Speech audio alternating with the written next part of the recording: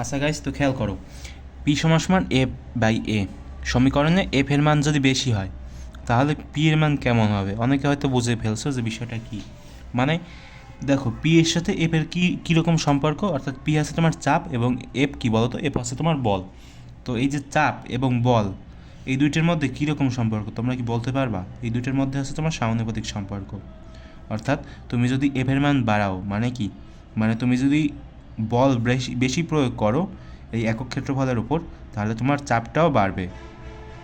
বুঝতে কি পারলা? আর যদি তুমি একটা কাজ, যদি অন্য আর একটা কাজ করো, অর্থাৎ ক্ষেত্রফল যদি বাড়াও না, ক্ষেত্রফল বাড়ালে কি হবে বলো? ক্ষেত্রফল বাড়ালে হচ্ছে তোমার চাপের মান কমবে।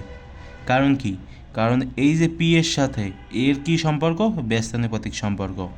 যার কারণে তুমি যদি এর মান বাড়াও তাহলে পি এর মান কমবে, এর মান বাড়ালে পি এর মান কমবে, এবং এফ এর মান যদি তুমি বাড়াও তাহলে পি এর মানও বাড়বে। তো সেজন্য আমরা কি বলতে পারি ভাই? সেজন্য আমরা বলতে পারি যে তুমি যদি এফ এর মান এখানে বাড়াও তাহলে পি এর মান বেশি হবে। তো আমাদের সঠিক উত্তর হচ্ছে ক নাম্বার। তো এগুলো খুব ভালোভাবে খেয়াল করে দেখার চেষ্টা করবা। এগুলো হচ্ছে তোমাদের মানে ওই যে ক নাম্বারের যে জ্ঞানমূলকগুলো আসে না, সেখানে এসে যেতে পারে। ঠিক আছে, সেজন্য আর কি এগুলো করানো হচ্ছে। আর যাতে তোমাদের কনসেপ্টটা ক্লিয়ার হয়। দেখো, তুমি যদি এই যে একটা শর্ট, একটা এমসিকিউ যদি দেখো না, অনেক অনেক কিছুই তোমার ক্লিয়ার হয়ে যাবে। ঠিক আছে, পরবর্তীতে সিকিউ বুঝতে সুবিধা হবে।